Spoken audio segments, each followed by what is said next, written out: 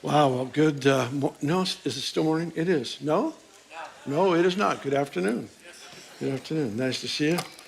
We only have a few minutes, and it was worth it just to spend that time. Wow, I'm a mess. I hope a good one, but I know it's what I am. I am just an absolute mess. I've been a mess for a while, and it's getting worse. It's an interesting season. Tears are much like the kingdom. They're always at hand, always within reach. But for me personally, tears are turning from tears of pain to tears of thankfulness. And so glad. I'm just in this bubble of grace that is just unexplainable and really good. So I'm just thankful. That's all I know to say. I should probably read some jokes so that I get my stop the tears. You come from dust, you will return to dust. That's why I don't dust. It could be someone I know.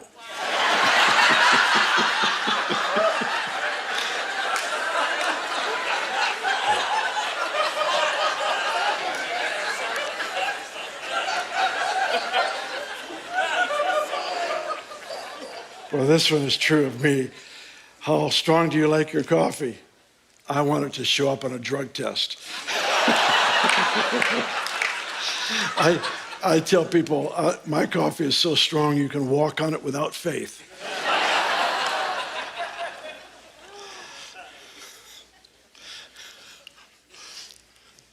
So this one where this little girl comes to her mother and says, Mommy, I'm confused.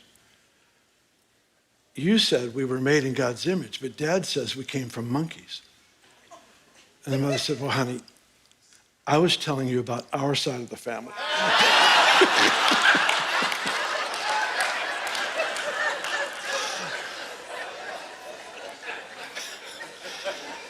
Everyone has the right to be stupid. It's just that some people abuse the privilege. This morning, I accidentally changed the GPS voice, I changed the GPS voice to male. Now it just says, it's around here somewhere, keep driving.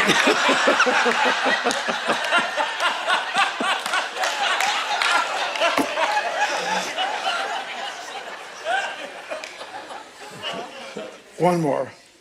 A friend suggested I put horse manure on my strawberries. I'm not doing that again. I'm going back to whipped cream. All right. Yeah. I know.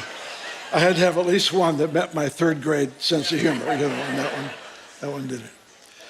I've got 8 minutes according to the clock. Is that right? Yeah, 8 minutes. And I'll probably take 10. So I can't do even what I did in the other two services so far today. Just time doesn't permit. So let me mess with what I have and let's just see what we can do. Here's what I sense. I sense that the Lord is going to give us the opportunity to redefine probably many things, but specifically 3 words. 2 of them are biblical words. Biblical definition is accurate enough. It's just Christian culture has redefined them in a way that's not healthy. And I believe he's going to give us an opportunity to redefine them because he has intention and purpose. The first one, the most offensive one, is prosperity.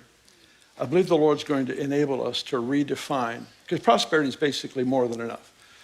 And if I tell people all the time, say, listen, if you're not hungry for more than what you have, then you're being selfish. If you can exist in the middle of the world problems that we have right now that just are simply asking for $1, and you can look at that and not be moved to cry out for more, then you're too self-centered. There is a pursuit of more that is holy. It's true. And I know why people are offended because it's been so abused. But it's in the Bible, so get over it. It's a biblical subject. And the Bible teaches pretty clearly the Lord's intent. And we tend to measure prosperity by what we have instead of what we've given away. I'd like for us to adopt the second one. It's by what we've given away. So So that, I believe the second one is holiness. Holiness, it's the absolute, holiness is the beauty of God. It's the gorgeous essence of his person. I wrote something, I was thinking about this yesterday. Said there are attitudes, words, and behaviors that violate the essence of holiness. They can and must be avoided at all costs. Yet holiness is more about what you can do than what you can't. Holiness is the beauty of God, and that beauty is to be explored with a childlike heart of adventure and curiosity. Holiness is the art of God, filled with color, contrast, and perfect design. To involve ourselves in these things is to return to our original purpose and design. It is in the pursuit of holiness that we cannot get rid of self, but instead self must be sanctified to his heart, which is in part consistent with our original design, where we express him accurately. I hope that makes sense. It is the exploration of his person, his presence, his being, his nature that is art itself. It is the essence of all beauty. All beauty stems from the nature of his own holiness.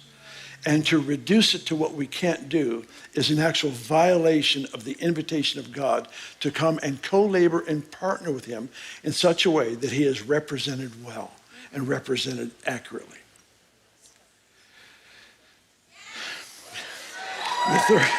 The third one is patriotism. This is the one I'll have the most fun with. But not today. Just enough to create a mess, and that's all. And it's just a gift that I have. The enemy is working to erase lines between male, female, between nation and nation, between race and race. I don't want all races to be the same. I want us to celebrate the uniqueness and the beauty of each race. The other is it's a horrible counterfeit.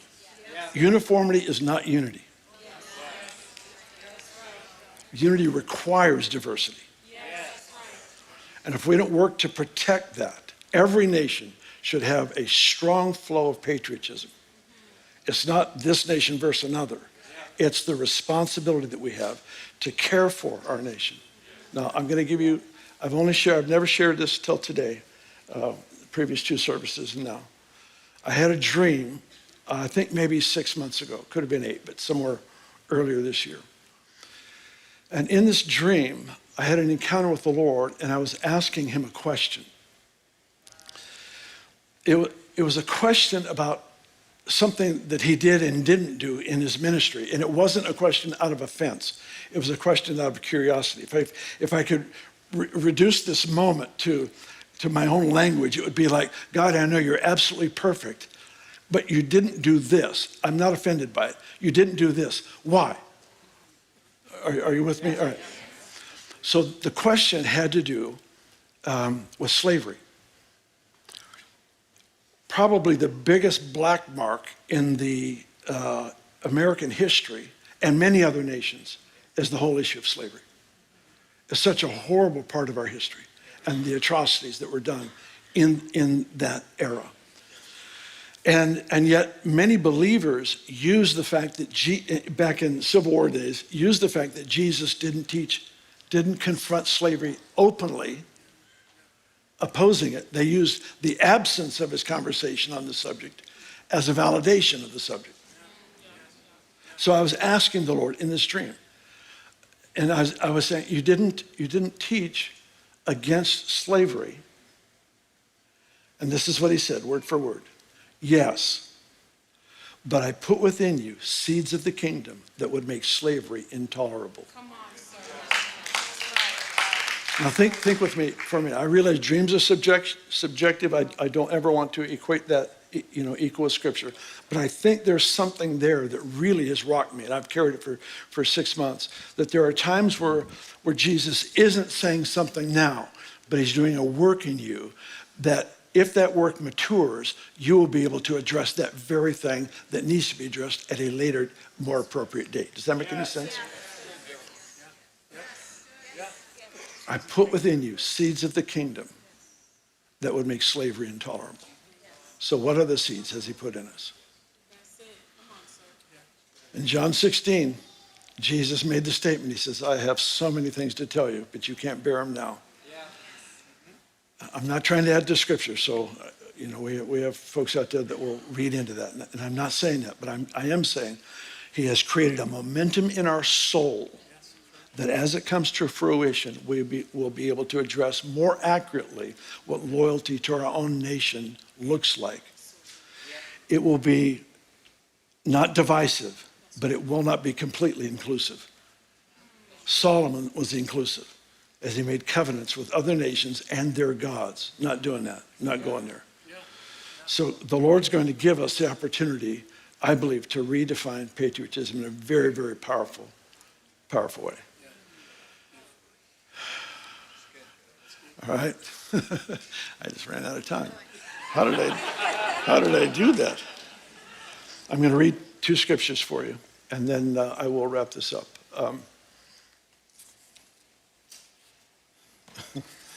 We tell all our speakers, do not go over, because we create messes in our parking lot. When we first went to 4 services, the first Sunday, we went over just a few minutes, 5 maybe. And we had friends that were stuck in the parking lot for 45 minutes.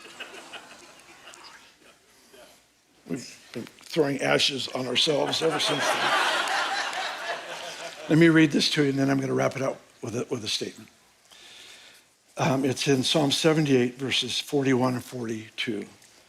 Yet again and again, just listen carefully, yet again and again, they tempted God. They limited the Holy One of Israel. They did not remember his power the day he redeemed them. Okay, listen to what he says. They limited God by how? By not remembering his power. Here's the statement. We don't limit God by failing to imagine all that he's capable of. That would be cruel for the one who is limitless to expect the limited to comprehend what he's about to do. Are you with me? Yeah. We don't limit God by failing to imagine what he's capable of doing. We limit God when we lose the wonder for what he's already done.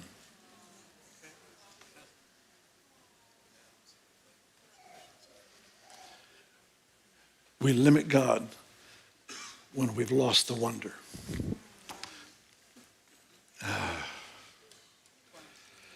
This is our hard drive. We've all got lots of memories in the hard drive. Right here we have working knowledge. I can go back to events throughout my life, but working knowledge, my wife died 8.5 weeks ago. I don't think about it all the time, but it's right here. It's right here. I'm remodeling my house, which I've been doing for 4 years. Actually, I'm not doing it. I'm paying people to do it because I don't want Jesus to return, destroy it, and say that was horrible. If I did it, I'd have to hire an expert after I was through to fix what I fixed. Yeah. Been flying at the speed of cash for 4 years. Thus, the slowness. But I now have the money to finish. It's the only reason I mention it. That's not on my mind all the time, but it's here. It's working knowledge. I've got dreams, plans, things I've got going. I've got a dear friend. Touched me so deeply. That's working knowledge. My family. Some of the things we've been able to do in recent weeks. I don't think about it all the time. It's right here. It's working knowledge.